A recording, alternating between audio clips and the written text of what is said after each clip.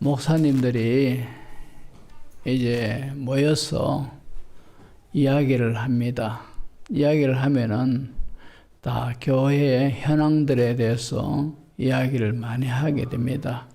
특히 지난주는 우리 노회가 열려가지고 또 그중에 또 고시 부원들이 모여서 이런저런 이야기를 했습니다. 이야기를 하는 가운데서 앞으로 우리 한국교회의 전망은 어둡다는 것이요. 왜 그런가 하니까 교회가 세상 사람들로부터 신뢰를 얻지 못하고 실망을 주고 있고 또 요즘 신세대 젊은이들이 결혼을 해도 출산율이 너무 떨어지기 때문에 이런 현상들을 보면서 앞으로 우리 한국교회의 전망은 어둡다는 것이요. 어둡고 지금도 우리 교단만 해도 매일 70명씩 감소가 된다고 합니다. 인원이. 우리 교단만 해도 매일 70명씩 인구가 교인 수가 줄어든다고 합니다. 지금 코로나 전염병으로 인해서 한국 개신교 교회가 5만 교회 정도 되는데 10,000개 교회가 없어졌습니다.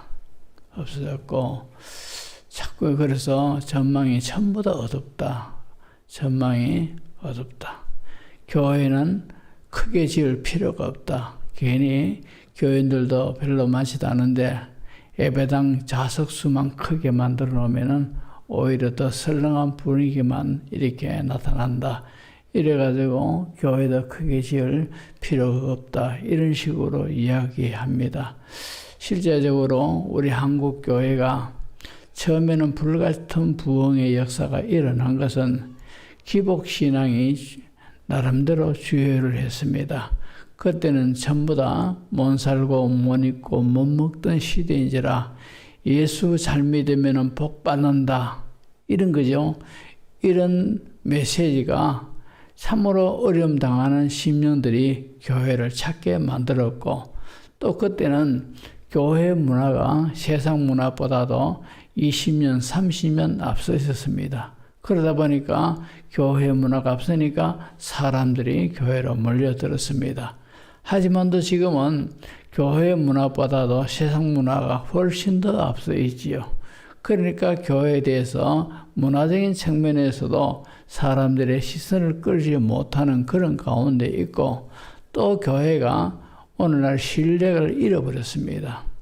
그러다 보니까 또 그만 조금 전에 우리 유장로님 기도하신 대로 우리나라가 10대, 세계 10대 강국이라 하지 않습니까? 그만큼 잘 사는 그런 시대에 우리나라가 있습니다. 이러니까 배고픈 것 해결하기 위해서 교회를 찾는다. 이런 것 없습니다. 이런 것 없고 교회는 세상 사람들한테 신뢰를 주지 못하니까 그만큼 그저 전도를 해도 전도가 먹혀들지 아니하고 또 코로나 전염병으로 인해서 교회에 대한 잘못된 인식 때문에 교회는 자꾸 숫자가 줄어들고 그래 합니다. 이런 모든 것들이 이래 봐도 전망이 어둡고 저래 봐도 전망이 어둡고 그렇습니다. 그리고 우리 교회도 숫자가 참 많이 줄어들었지요. 그죠? 그러나 이럴수록 우리가 주 안에서 마음을 같이 해야 됩니다. 이럴수록 마음을 같이 하고 하느님을 향한 순수한 신앙의 열정들이 있는 그런 가운데서 우리가 나아가면은 하나님은 그런 교회를 통해서 지금도 하나님은 능력 있게 구원 역사를 이루어가는 줄로 믿습니다. 그리고 또한 아울러 우리 교회는요, 그래서 하나님께서 은혜를 주시고 전망이 있다라고 보아진 것이 참 지난주도 말씀드렸지만도 제가 권사님들이 하는 금요 기도에 참석해보고 쇼크를 받았습니다. 그래, 우리 교회는 하나님이 붙들어주고 계시고 하나님이 우리 교회를 반드시 들어서 크게 역사하신다. 이런 거지요. 참 믿음이 생겼습니다. 얼마나 뜨겁게 간절하게 참으로 기도를 하는데 이런 기도 하나님이 외면하실 리가 없다 싶고, 참으로 권사 기도회를 시작하게 하신 이가 참으로 우리 권사님들이 다 교회를 걱정하고 교회 영적 분위기를 염려해서 하자 이랬지만도, 그러나 보이지 아니하는 성령님이 감동하셔서 그렇게 하신 줄로 믿습니다. 그래서 이렇게 권사님들이 뜨겁게 교회를 위해서 기도하시고, 이런 가운데서 우리 성도들이 주 안에서 하나가 되고 참으로 복음에 대한 열망이 간절한 그런 가운데서 있으면은 하나님은 틀림없이 우리 교회를 통해서 큰 부흥의 역사, 구원의 역사를 이루어 가실 줄로 믿습니다. 아울러서 요즘은 그죠? 참으로 말로 복음으로 전도를 이렇게 해가지고 참 전도가 맥혀들지 않지 않습니까? 그죠? 그러다 보니까 이 시대에 우리가 세상 사람들을 전도하고 방황하는 영혼들을 교회로 인도하고 복음을 이끌기 위해서는 어떻게 해야 되느냐? 물론 우리가 그죠? 말로써 복음을 전해야 되겠지요. 하지만도 무엇보다도 예수 믿는 성도들이 복음을 받았지 않습니까? 복음을 받으면은 그 복음에 합당한 생활을 해야 됩니다. 복음에 합당한 생활을 해야만이 참으로 믿지 않는 사람들이 교회가 썩었고 뭐가 썩었고 하지만도 저 사람 보니까 예수 믿는 향기를 느낄 수가 있고, 저 사람 보니까 예수님은 살아계시고 교회는 좋은 곳이야, 이래서 마음이 끌리고 교회로 이끌 수가 있는 줄로 믿습니다. 그래서 사도 바울은 말하기를 복음이 무엇이냐? 복음은 구원을 주시는 하나님의 능력이다, 그렇게 말씀하고 있습니다. 복음은 지식도 아니고 철학도 아니고 복음은 죄인을 구원하시는 하나님의 능력입니다. 그래서 복음이 전해지는 곳에는 지식이 이루어지는 것이 아니라 구원의 역사가 이루어지는 곳이 되어야 됩니다. 하나님의 능력이 나타나야 된다 이 말입니다.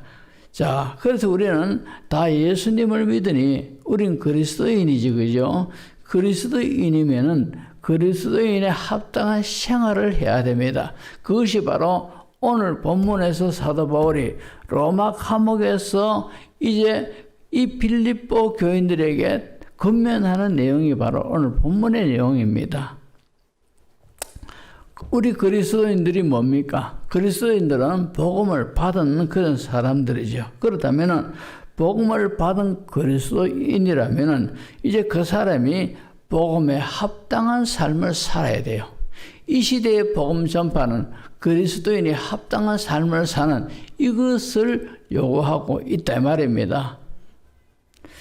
오늘 본문 27절에도 보십시오. 뭐라고 말씀하고 있습니까? 오늘 본문 27절 보면은 오직 너희는 그리스도의 복음에 합당하게 생활하라. 그리스도의 복음에 합당하게 생활하라. 그렇게 말씀하고 있습니다. 여기에서 합당하게 생활하라 하는 이 말에는 깊은 뜻이 있습니다. 먼저 합당하게 하는 이 말은 의복과 관계된 그런 측면에서 합당하게 그렇게 말하고 있습니다. 우리 성도들이 누굽니까? 우리 그리스도인들이 어떤 사람입니까? 갈라디아서 3장 27절을 보시면은 누구든지 그리스도 합하기 위하여 세례를 받은 자는 그리스도로 옷 입었느니라, 그렇게 말씀하고 있더란 말입니다. 그러니까 저와 여러분들은 예수님을 믿지 않습니까? 우리는 복음을 받은 사람들이요, 우리는 그리스도인입니다. 그렇다면은 우리가 알게 모르게 성경에 하나님이 말씀하시기를 우리를 보고 너희는 그리스도로 옷을 입고 있다, 그리스도의 옷을 입고 있는 사람들이다, 그렇게 말씀하신답니다. 그러니까 우리는 어느 곳이 있든지 간에 나는 알게 모르게 그리스도로 옷을 입고 있다, 그리스도의 옷을 입고 있는 사람이다, 이런 인식을 우리가 항상 해야 된다는 말입니다. 우리가 인식을 어떤 인식을 하는가에 따라 가지고 생활도 모든 행동도 심지어는 인격조차도 변화가 일어난다 이 말입니다. 그래서 우리가 세상 살면서 참 직업도 천차만별이고 살아가는 환경과 위치와 여건이 다 다르지만도 그러나 분명한 것은 나는 그리스도로 옷을 입고 있다. 이런 인식을 하게 되면 모든 것이 조심스럽고 달라진다 이 말입니다. 성경에 하나님이 우리에게 분명히 말씀하시기를 우리가 그리스도로 옷을 입고 있다. 그렇게 말씀하고 있다 말입니다. 우리 세상 사람들하고 전혀 다릅니다. 영적인 모습 볼 때. 영적인 모습으로 볼 때 우리는 그리스도로 옷을 입고 있다 말입니다. 아멘. 이것을 우리가 잊지 말으셔야 돼요. 그리스도로 옷을 입고 있으면은 이제 그 모든 행동들이, 그 모든 인격들이, 그 모든 언행심사들이 그리스도로 옷을 입고 있는 사람다운 그런 모습들이 나타나야 된다 이 말입니다. 만약에 예를 들어가지고 우리가 그리스도로 옷을 입고 있다 하면서 참으로 하는 말이라든가 생각하는 거라든가 마음이라든가 행동하는 이 모든 것이 전혀 아닌 모습이 난다면은 이건 아니지요. 너무너무 아니다 이 말입니다. 그리스도로 옷을 입고 있으면서 하는 행동들이 참으로 하는 말들이 하는 마음들이 전혀 아닌 것 같으면은 하나님이 그 사람을 어떻게 이기겠습니까? 어떻게 생각하시겠습니까? 어떻게 하나님이 그 사람을 평가하시겠느냐 말입니다. 하나님이 고개를 가로세우시면은 끝입니다. 은혜가 복이고 위로가 없습니다. 우리의 주권자는 하나님 아니십니까? 하나님이 되게 하셔야 되는 것이고 하나님이 높여주세요. 우리가 높임을 받고 하나님이 우리를 그 구름등에서 건져주셔야만이 우리가 거기서 건짐을 받고 하나님이 부하게 하셔야 우리가 가난해서 허덕거리는 우리의 모습들이 이제 위로가 되는 곳으로 올라갈 수가 있다 이 말입니다. 우리의 모든 결정권자가 하나님이시다 이 말입니다. 근데 하나님이 고개를 가로젓고 이러시면은 어떻게 하나님께로부터 좋은 어떤 그런 것들이 우리에게 임하겠습니까? 우리는 분명히 하셔야 됩니다. 나는 그리스도로 옷을 입고 있구나. 이런 인식을 우리가 확실하게 하셔야 됩니다. 그렇다면은 그리스도로 옷을 입고 있는 사람은요 달라진다 이 말입니다. 모든 것이 달라져요. 자, 그리고 복음에 합당하게 생활하라. 이 합당하게라는 말이 의복과 관계된 그런 용어라고 말씀하시죠, 그죠? 자, 그런 측면에서 우리는 그리스도로 옷을 입고 있다 했습니다. 그리고 생활하라 하는 이 말은요, 정치라는 의미가 있고요, 또 헬라 말에는 시민이라는 뜻이 있습니다. 그러니까 정치, 시민 이 말을 다 연결해서 볼 때 생활하라 이 말은 시민으로서 행할 바를 행하라는 거죠. 시민으로서 행할 바를 행하라는 겁니다. 그런 뜻입니다. 그러니까 이제 합당하게 생활하라 이 말은 그리스도로 옷을 입고 있는 우리니까 그리스도의 시민으로서 하늘나라 시민으로서 행할 바를 반드시 그렇게 행하라는 말입니다. 이것이 바로 오늘 성경을 통해서 예수 믿는 우리들에게 하나님이 주시는 말씀입니다.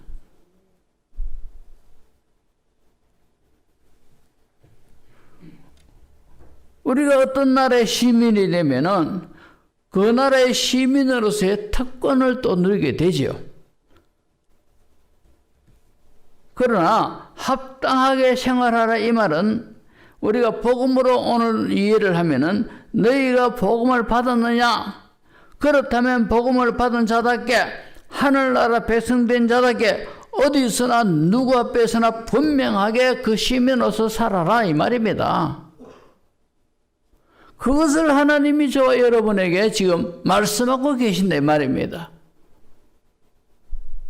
우리가 하나님의 말씀을 알고 오면서도 그 말씀을 소홀히 여기고 우리가 아무렇게나 하면은 어떻게 하나님이 우리를 보시고 인정하시겠습니까? 자, 오늘 이 복음이, 이 빌립보서가 빌립보에 세워진 교회인 빌립보 교회에게 사도 바울이 지금 로마 감옥에 있습니다. 그래서 빌립보서가 옥중 서신을 하지 않습니까? 이 감옥에서 빌립보 교회에게 편지를 보내고 있다 이 말입니다.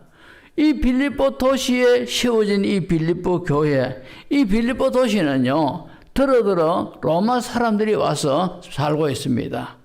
그 당시에는 로마가 세상을 지배하고 있는 그런 로마 천하입니다. 그런데 이 지역에 사는 로마 사람들이 어떻게 해서 사느냐?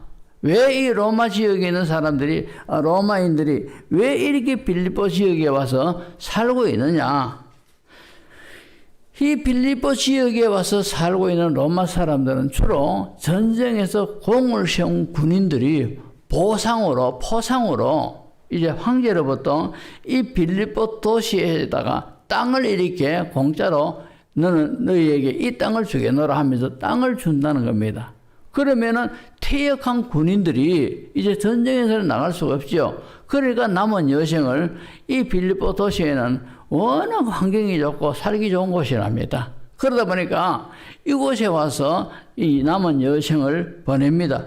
이제 공을 세웠으니까 로마로부터 땅을 보상받았지 않습니까? 그래서 그렇게 해서 이 빌립보 도시에 로마 군인들이, 퇴역한 군인들이 와서 살게 된 것이 바로 그 근거가 됐더라 이 말입니다. 그래서 퇴역한 이 로마 군인들이 이 빌립보 지역에 살면서 그들은요, 이 빌립보 지역에 사는 모든 사람들은 전부 다 식민지 아닙니까? 로마의 식민지입니다.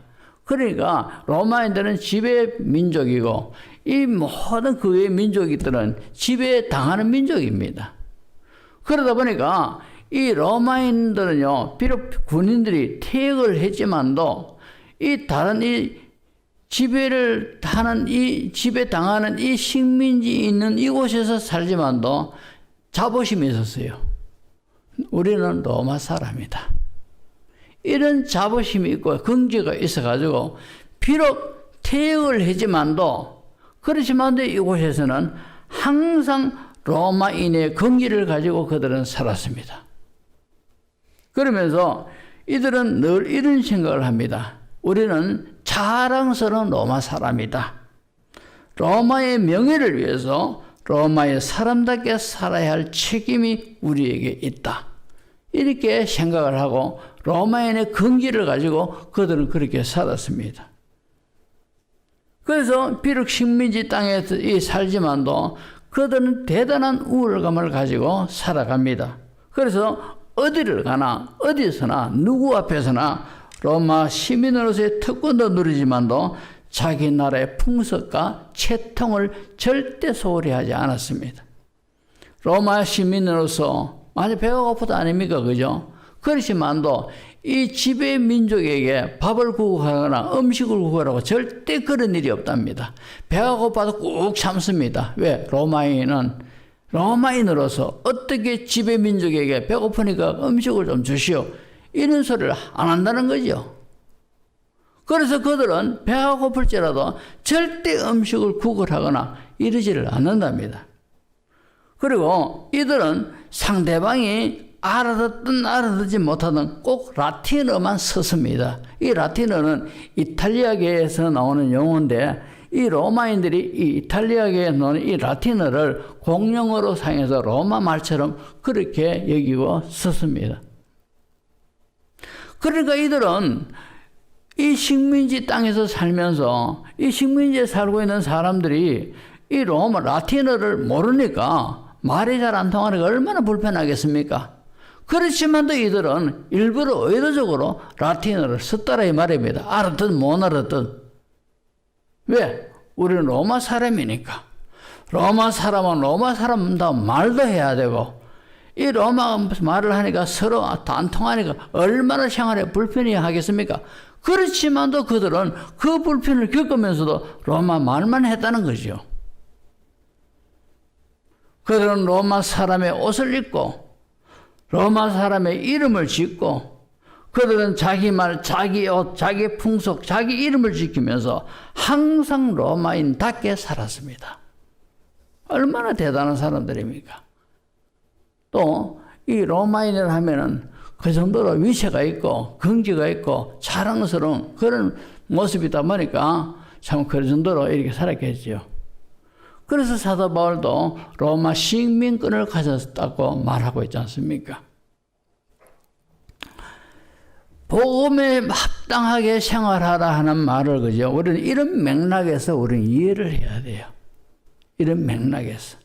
아무리 세상이 썩어 빠졌고 세상의 편리주의로 살고 금모술수가 난무하고 편법에 이렇게 성행하는 이런 시대에 우리가 산다 하지만도 성도는 성도답게 살아야 돼요.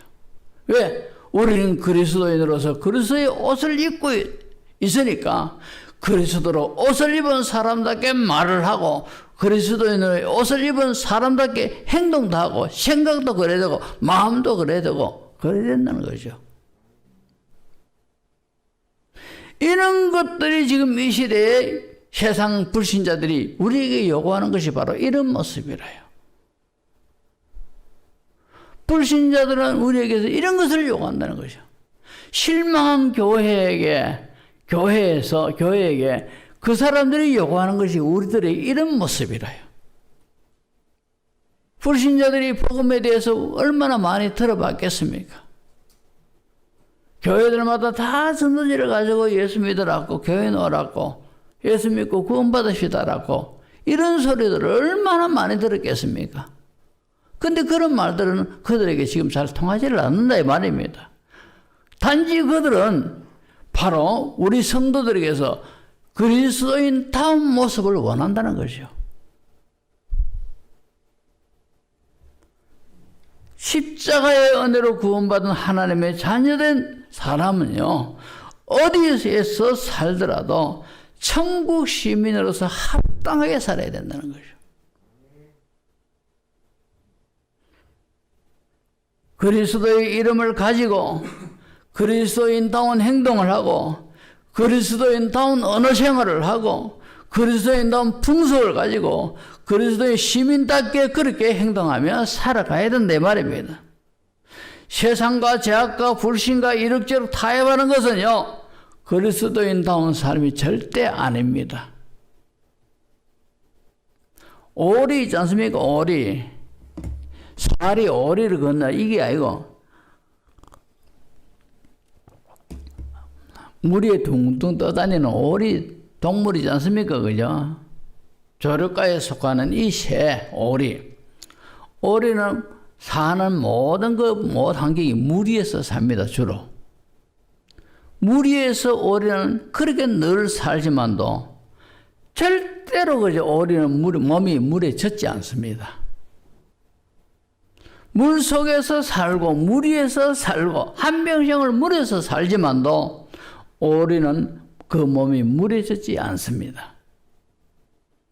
이처럼 그리스도인들은요, 이 세상 속에 살지만도 이 세상 사람들의 사고방식에 섞여 살지를 않는다 이 말입니다. 배가 고프더라도 성노라는 것 때문에 때로는 손해보기도 하고 물질적으로 정신적으로 어려움을 당하더라도 인격적으로 억울함을 당하더라도 우리는 그런 상황에서도 나는 그리스도로 옷을 입고 있다 이런 인식을 하면서 옷을 입고 있는 그 사람다운 그런 사람의 모습을 세상 사람들한테 보여줘야 된다 이 말입니다. 그렇게 살 때에 우리가 힘들죠. 때로는 어려움을 당하죠. 손해도 보죠. 인격적으로 무시를 당하기도 합니다. 하지만도 그렇게 살 때 하나님이 다 보시고 계시는 거라요. 다 보시고 계시면서 하나님이 항상 함께 해주시고 위로해 주시고 책임져 주시고 이런 우리를 통하여 종래에는 영광을 받으신다 이 말입니다. 그러니까 우리가 그렇게 살아야 돼요.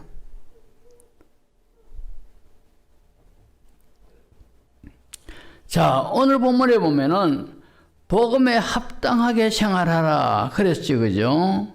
자, 그런 측면에서 오늘 본문의 내용에서 보면은 우리 신앙인들은, 우리 신앙의 공동체들은 이 두 가지를 우리가 오늘 본문에서 하는 말씀을 들어야 돼요. 첫 번째가 뭔가니까 복음의 신앙을 위하여 협력을 잘하는 자가 되라는 것이죠. 오늘 본문 27절 한 번 더 봅니다.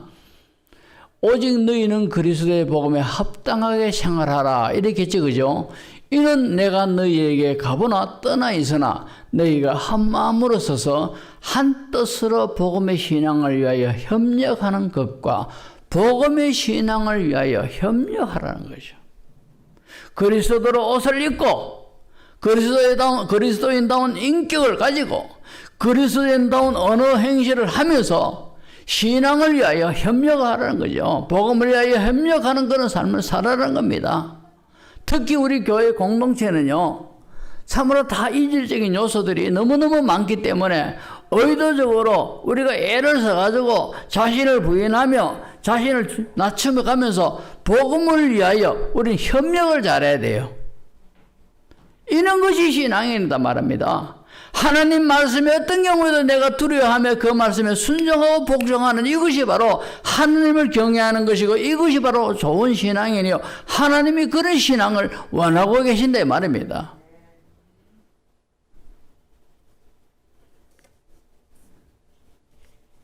우리는 복음을 전할 사명이지 않습니까? 이 복음은 기회를 얻든지 못 얻든지 자신을 헌신하면서 전해야 돼요. 그러나 오늘 본문에서는 복음의 협력을 잘하라고 권하고 있습니다. 우리는 스스로 복음을 전할 뿐더러 다른 사람에게도 전하는 이 일, 교회 공동체가 복음의 사역을 위해서 하는 이 일에 협력을 잘해야 된다 말입니다. 빌립보 교회는 사도 바울이 세운 교회죠. 그런데 바울이 빌립보 지역의 교회를 세우는 그 과정에서도요, 자신 혼자 절대적으로 혼자 세우시지 않았습니다. 바울이 빌립보 지역에 기도하러 갔다가 기도처가 있는가 갔다가 거기 사람들이 몇 사람이 있기로 복음을 전했습니다. 근데 그 복음 전하는 가운데서 누가 열심히 듣고 있습니다. 그리고 그 사람이 예수님을 영접했어요. 그리고 그 사람이 바울을 만나가지고 이야기하는 가운데서 이곳에 교회를 세워야 되겠다 하니까 자기 집을 쓱 내놨어요. 그 사람은 바로 루디아입니다. 그렇게 해서 빌립보 교회가 세워진 것 아니겠습니까? 그래서 빌립보 교회가 세워지는 과정에서도 루디아라는 협력자가 있었기 때문에 교회가 세워졌다 이 말입니다.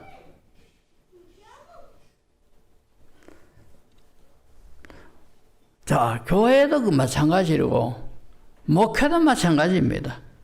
교회 모든 직분자와 그리고 온 성도가 다 이 목사를 중심으로 해가지고 이 복음을 위하여 협력하는 그런 사람들이 돼야 되지, 협력을 안 하면은요 그 교회는 오합지졸입니다. 아무리 그저 웅성웅성해도 영적 전투에서는 오합지졸에 불과하다 이 말입니다. 우리가 교회를 그리스도의 몸이라고 이 고린도서에서 우리는 하나님이 말씀하고 있죠. 그리고 교회의 구성원들은 그 몸을 이루고 그 교회의 신령한 몸을 이루고 있는 몸의 지체라 그렇게 말씀하고 있죠.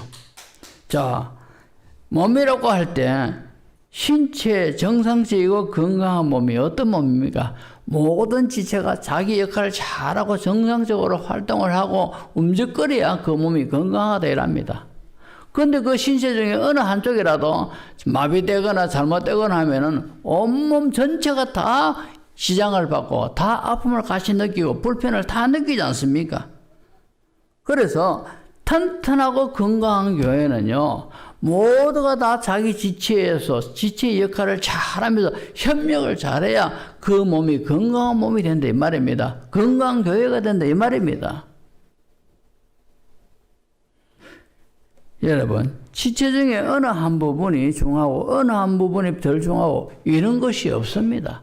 지체는 다 중요한 겁니다.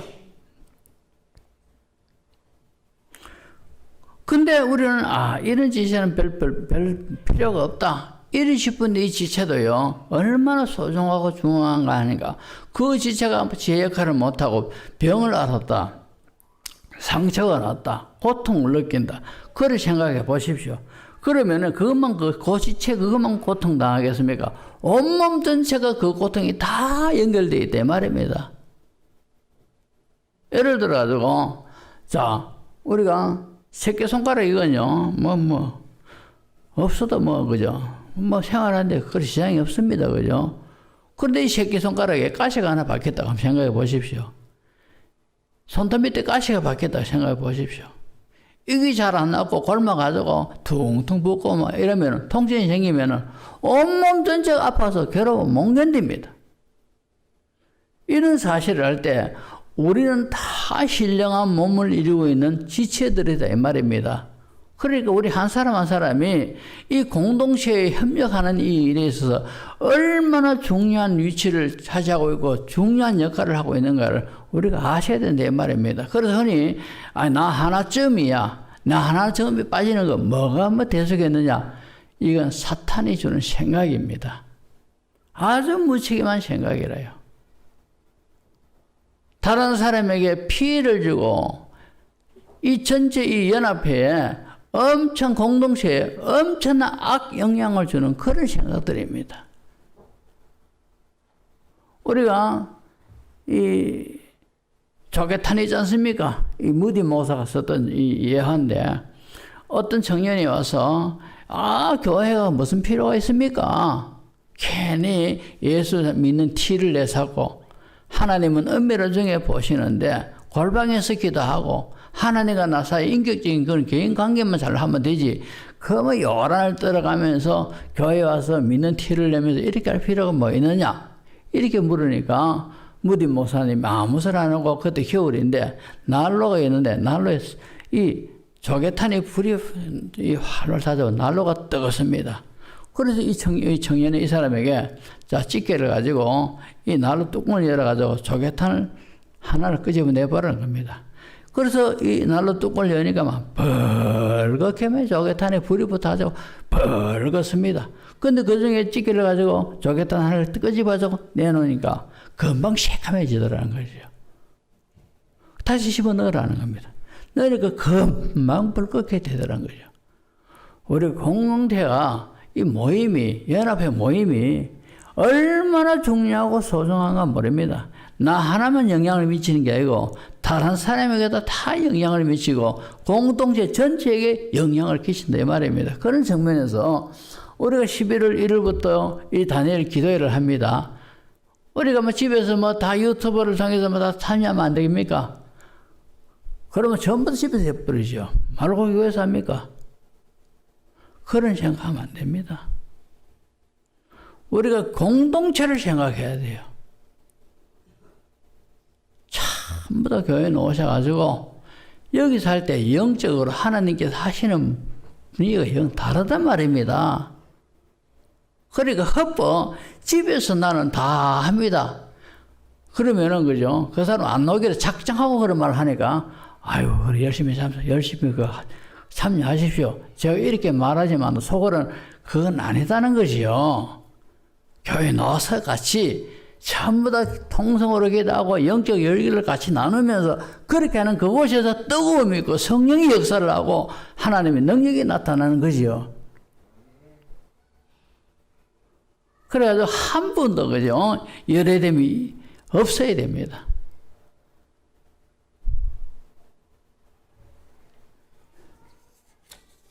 그래서 우리 성도는 한 분 한 분이 이 공동체적인 관점에서 얼마나 중요한 위치에 처져 있고 그 역할이 얼마나 지대하다는 것을 우리가 깨달으셔야 된다 이 말입니다. 그래야만이 좋은 복음의 협력자가 됩니다. 자, 그리고 오늘 본문에서 하나 더 깨닫는 것은 우리가 복음에 합당한 생활을 하는 이것이 은혜 중심의 생활이 되는 겁니다. 자, 29절을 한번 보십시오. 29절 그리스도를 위하여 너희에게 은혜를 주신 것은 다만 그를 믿을 뿐 아니라 또한 그를 위하여 고난도 받게 하려 하심이라. 이 말씀을 곰곰이 생각해 보십시오. 그리스도를 위하여 너희에게 은혜를 주신 것은 그를 믿을 뿐 아니라 그를 위하여 고난도 받게 하려 하심이라. 그러니까 너희에게 은혜를 주신 것, 이 은혜를 주신 것은 그리스도에 나온 영적 은혜를 주신 것, 이렇게도 우리가 이해를 할 수 있고, 또 다르게 표현하면은 이 그를 믿는 것도 은혜요, 고난 받는 것도 은혜로 받아라 이 말입니다. 고난 받는 것도 은혜다. 이런 뜻도 이 속에 있습니다. 복음대로 사는 자는 모든 것들을 은혜로 우리가 소화를 합니다. 우리가 교회를 섬기지 않습니까? 교회를 섬기다 보면은 마음이 상할 때도 있고, 시험 당할 때도 있고, 괴로움을 느낄 때도 있고, 성도끼리 참 뜻이 안 맞아가지고 마음의 어떤 고통을 느낄 때도 있고 그렇습니다. 그렇지만도 이런 것들이 다 은혜로 우리가 소화를 해야 돼요. 이런 것들을 은혜로 우리가 받아들여야 된다 이 말입니다. 교회를 섬기다가 어려움을 당합니다. 이 어려움도 우리가 은혜로 받아들여야 된다 이 말입니다. 바울은 복음을 위하여 얼마나 많은 고난을 당했습니까? 그 많은 고난 당했는 이것을 바울은 고백합니다. 다 은혜였다는 것이요. 다 은혜였다는 것이요. 복음을 전하는데 형통함이 있었습니다. 좋은 일이 일어났습니다. 결과가 좋았습니다. 은혜지, 그죠? 그러나 복음을 전하다가 고난을 당했습니다. 박해를 당했습니다. 일이 더 형편없어졌습니다. 그런데 이것도 다 은혜다는 것이죠. 왜? 복음을 위하여 고난당한 이것이 하늘나라 상급과 연결된다 이 말입니다. 또 하나님의 위로가 얼마나 크겠습니까? 그러니까 이것도 은혜다 이 말입니다. 제가 우리 교회 전도사로 있었습니다. 전도사로 한 3년 있었는데, 자, 신학교를 이제 갔다 오고 난 다음에 토요일 날은 이제 학교를 안 갑니다. 안 가니까 토요일 날은 목사님이 저 바늘 땅에 있는 주보하러 원고를 주면서 주보하러 갔다 오랍니다. 주보를 그 인쇄소에서 하고 오면은 그것만 해도 3시간 걸립니다. 왜냐면 거기서 기다리는 시간이 있어가지고. 그러니까 3시간은 꼬박 꺼서 보내지, 그죠? 근데 토요일 날 나머지 시간은 혼자 전도하러 막 매주마다 다녔습니다. 전도를 매주 토요일마다 했는데 결실이 하나도 안 맺히는 겁니다. 어느 집에 가니까 소문을 확 부리기도 하고요. 어느 집에 가니까 걔한테 물릴 뻔했고요. 어느 집에 가면 문도 탁 닫기도 하고 문도 안 열어줍니다. 근데 뭐 열심히 전도를 하다 보면 열매가 나타나야 안 좋겠습니까? 근데 복음을 전하다가 참 인격적으로 모욕도 당하고 열매가 없고 이러면 이 교회로 다시 옵니다. 얼마나 허탈하겠습니까? 근데 주님이 위로해 주시더라고요. 참, 그래도 거두는 하나님이시고 나는 전해라 했으니까 나는 복음을 전했으니 주님께서 그 뒤 일을 하실 거다. 난 주님께서 전하라만 했으니 나는 전하는 일을 했다. 혼자 전하니까 외롭기도 하고 참 서글프기도 하고 이런저런 안 좋은 일도 당하게 되지만도 하나님이 위로해 주시니까 참 좋더라고요. 그러니까 이런 것도 다 은혜라요. 은혜라요. 사도 바울은 복음을 위해서 수고한 이 모든 것들이 고난당하는 것까지 다 은혜로 그는 소화했습니다. 은혜로 여기다 이 말입니다. 근데 고난당하는 이것이 시험 들어버리면 마귀한테 넘어지는 것이요. 우리 믿음으로 이런 것들을 다 은혜로 우리는 받아들여야 돼요. 은혜로 다 소화해야 된다 이 말입니다.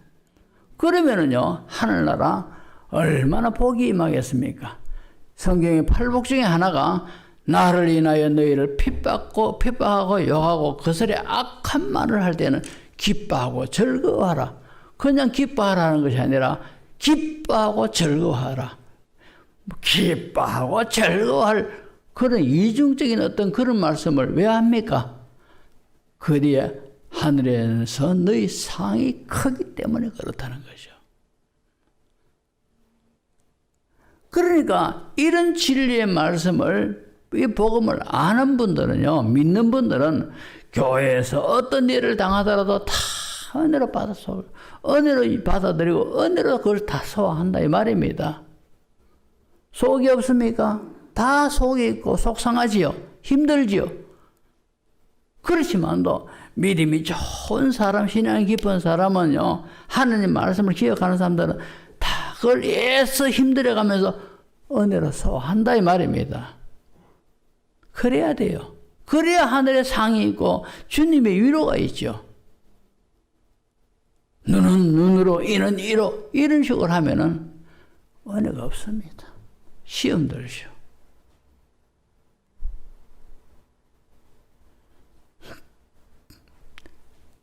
로마서 8장 17절을 한번 보십시오. 자녀이면 또한 상속자, 곧 하나님의 상속자요. 그리스도와 함께한 상속자니 우리가 그와 함께 영광을 받기 위하여 고난도 함께 받아야 할 것이니라. 그와 함께 영광을 받기 위해서는 고난도 함께 받으라는 것이요. 고난도 받으라는 겁니다. 우리가 홀가분하게 신앙생활 하는 방법은요, 큰 교회, 지도체도 내가 가도 아무도 별로 안 나는 그런 교회 가서 일부에만 살짝 들어가 버리면 얼마나 편하게 교회 생활 합니까? 그게 좋은 긴 줄 압니까? 안 좋습니다. 영광이 없어요.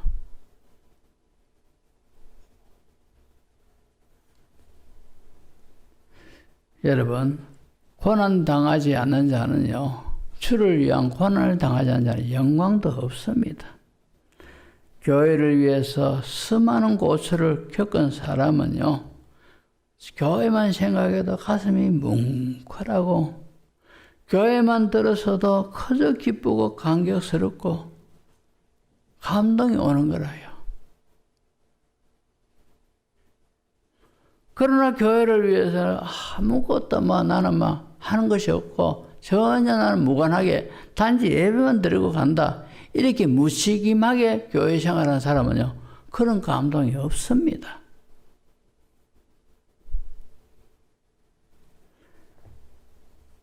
이런 것을 볼 때 주를 위해 고난 당하는 것도 다 은혜입니다.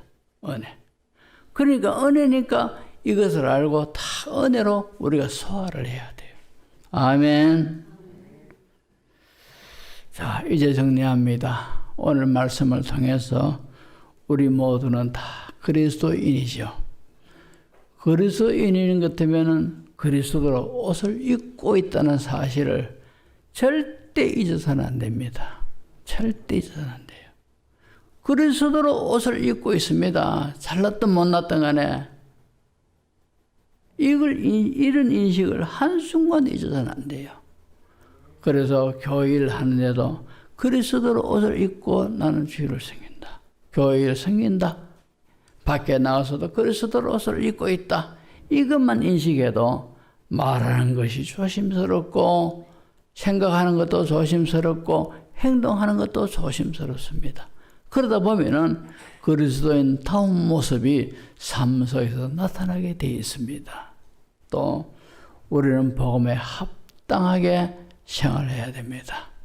오늘 이 메시지를 하나님이 저와 여러분들에게 주시는 음성으로 믿으시기 바랍니다.